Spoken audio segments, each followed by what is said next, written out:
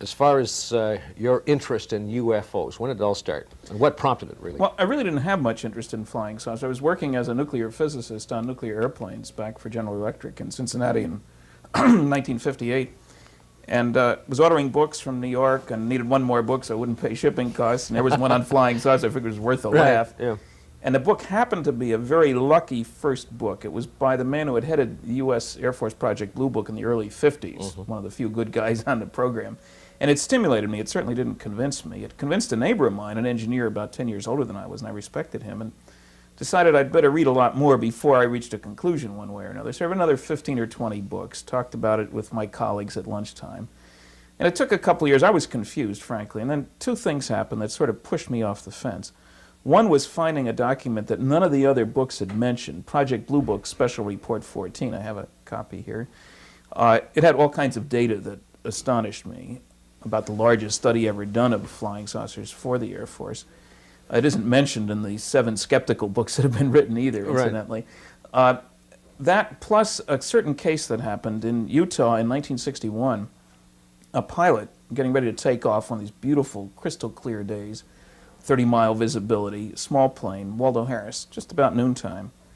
And he sees a glint from something in the sky. He thinks, well, it's probably an airplane, doesn't worry about it. You're always looking around before you take off. Yeah, right. And he taxis out, and after some time, he finally gets off in a loft and it's still there. Well, it couldn't have been an airplane. It took him several minutes to go through this routine.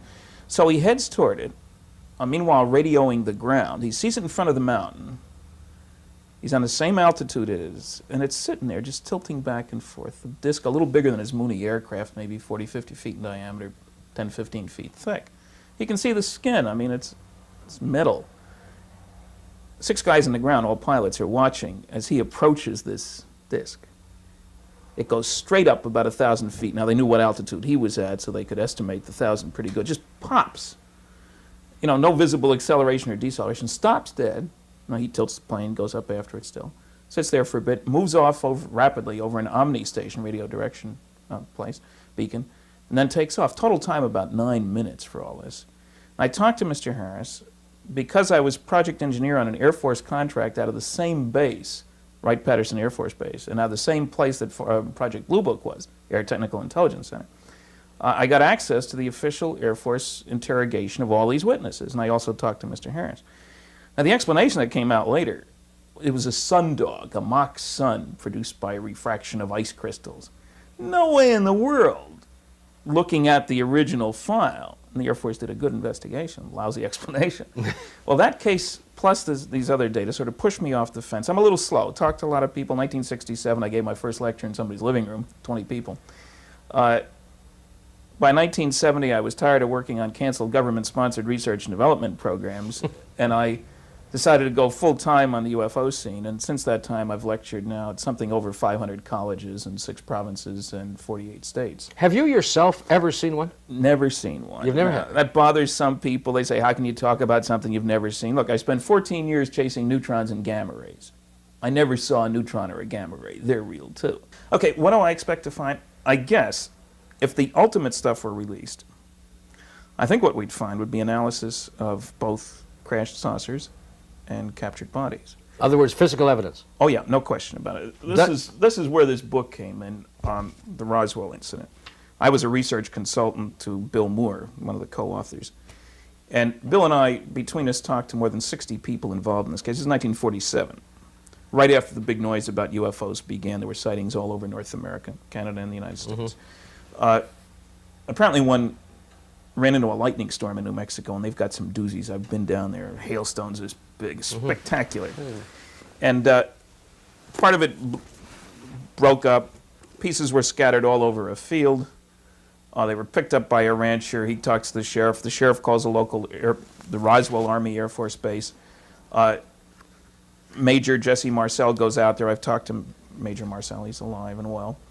Went out there. He went out with a counterintelligence corps man. They picked up a Buick full and an Army carry-all full. They brought it back about 100 miles west of this place, which is way out in the boonies. Roswell is a town, and I've been there, but this is 40 miles outside Roswell. You got to go cross-country. It's ranching territory, dry desert ranching kind of place. West of Socorro, New Mexico, which is about 100 miles from where this took place, A man named Barney Barnett, an engineer in the state of New Mexico. We've talked to half a dozen people who knew him, and everybody says if Barney said it, it was true. You know, the West was the West then. This is not New York City. Barney saw something on the ground. He thought it was a crashed airplane. They also fired rockets around there once in a while. So he goes over there, and there's a saucer. A saucer? Well, not a little one. I mean a 30-foot diameter thing dug into the ground. A UFO ship. Yeah, right? Crashed Vehicle, saucer. Yeah, with bodies strewn around it. And the military is there. They tell them to go away. There's another group of people, archaeological group, who I'm trying to locate. So I think we're dealing with intelligently controlled extraterrestrial spacecraft. And I don't mean all UFO sightings represent that. Of course not. Most don't. Most are explainable. Well, most people aren't 7 feet tall either. The coach says, give me the guy who is. I don't care about the guys who aren't. So from a government viewpoint, you want to figure out how these things work. The first thought in '47 was that they were Russian. I've talked to the family of one of the base commander at Roswell. And first thought, with these strange symbols and everything, and with the Cold War being what it was, they must be Russian. And if they were, we had a problem. They were perfectly legitimate in covering that up, as long as they thought they were Russian, because they better find out, you know, what makes these things tick. Because if these guys are going thousands of miles an hour and we haven't yet gone supersonic. So the evidence that's available at the moment then says that this is not an earthly thing. No. I'm sure that we're trying to duplicate the behavior. Right, but we know that, but what you're saying is that the evidence is that we're dealing with extraterrestrials. Yeah. Very straightforward. If it seems to me, though, I realize that even with the military aspect of it, a North American cover-up to that degree over so long, even now with our Freedom of Information Act, surely to God it's... Well, remember, stuff that affects national security is excluded from the Freedom of Information Act. Yeah.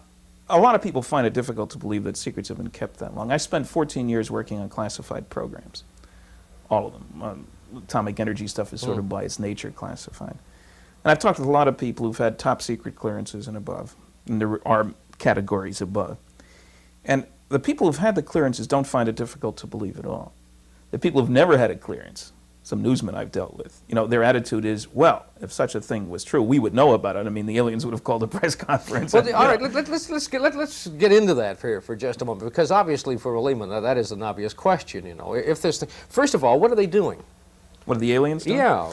Well, if we look at the reports from around the world, the reports from the abducted people, from the people who see them out in the field kind of thing, they seem to be doing a survey, if you will, of the, I call it the geology, the rocks, the ground, the people, the animals of the planet. They do seem to monitor military things, but I think that makes sense. I mean, rule number one for aliens has got to be make sure you can get home. You don't want to wind up in the local zoo or stew or jail or morgue, and obviously it's a fairly hostile place.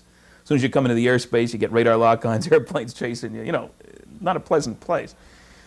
It looks to me as if what we're dealing with is sort of a galactic Federation intelligence agency, to put a name to it. There's one thing happening here that's guaranteed to be of interest to anybody from someplace else, an advanced civilization. Namely that soon, less than 100 years, which is nothing on a cosmic timescale, we Earthlings will be going to the stars. And I think the cop on the beat said, holy cow, this primitive society, whose major activity is quite obviously tribal warfare, and certainly the news stories this week or any other week will confirm that, is going to be bothering us.